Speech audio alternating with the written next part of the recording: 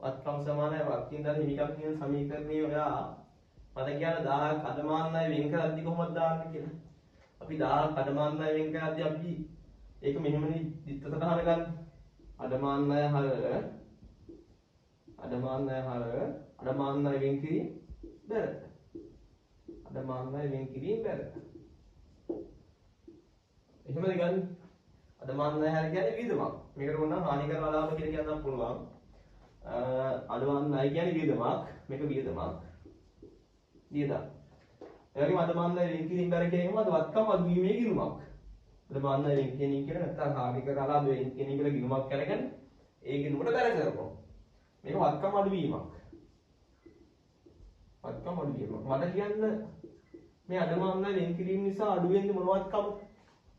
මේ අඩමාන ණය වෙන් කරාට පස්සේ අඩු වෙන්නේ මොනවත්කමද? ණය ගැති කියන වත්කම.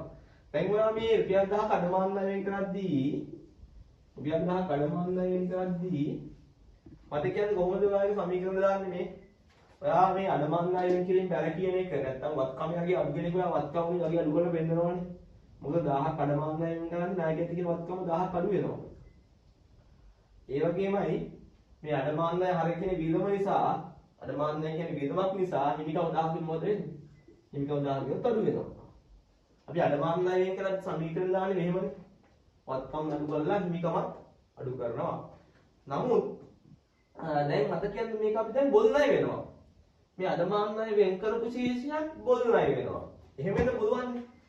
අපි ඔය කිසියම් ණයගැතියෙක්ගෙන් ලැබෙන්නේ නැහැ කියලා අපි අපේක්ෂා කරලා අනාගතේ ලැබෙන එකක් නැහැ කියලා අපේක්ෂා කරලා අපි අඩමාන ණය වෙන් කරපු ශේෂයක් සමහර විට ඇත්තටම ලැබෙන්න තියෙන්න පුළුවන්.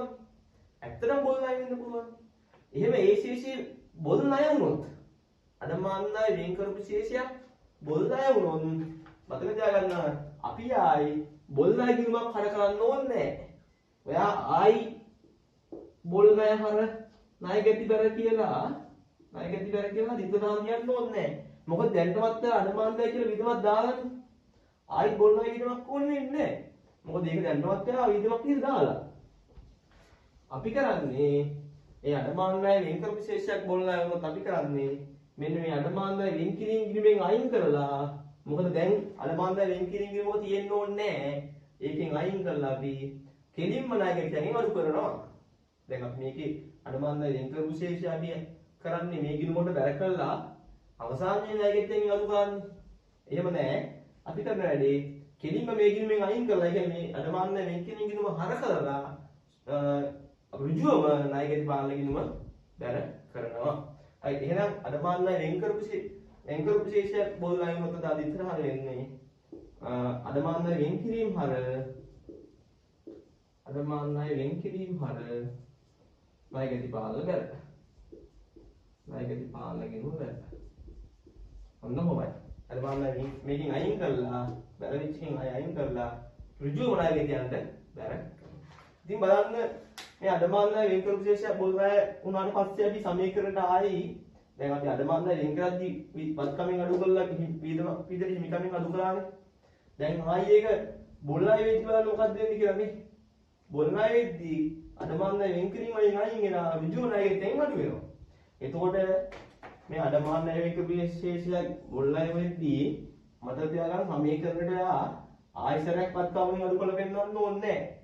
මොකද මේ අඩමාන ණය වෙන් කිරීම බැර වෙච්ච වෙලාව මේකෙන් 1000ක් අඩු කරානේ. ආයි මේ ණය ගැටි බැර වෙන එක ආයසරයක් අඩු කරන්න ඕනේ නැහැ. එහෙනම් වත්කමකට බලපාන්නේ නැහැ. ඒ වගේමයි අඩමාන ණය වෙන් කරන වෙලාවේ ඒක විදමක් කියලා හඳුනාගත්තනේ මේ අඩමාන ණය හර කියලා. එතකොට ඔකයි බොල් ණය වුණා කියලා ඔයා ආයසරයක් විතර 1000ක් විදමක් කියලා හඳුනා ගන්න ඕනද? ආයසරයක් විදමක් කියලා හඳුනා ගන්න ඕනේ නෙන්නේ. එහෙනම් මතක තියාගන්න අඩමාන ණය වෙන් කරපු ශේෂයක් බොල් ණය වෙද්දී අඩමාන ණය වෙන් කරපු ශේෂයක් බොල් ණය වෙද්දී ඒක ගිණුම් සමීකරණ බලපාන්නේ නැහැ.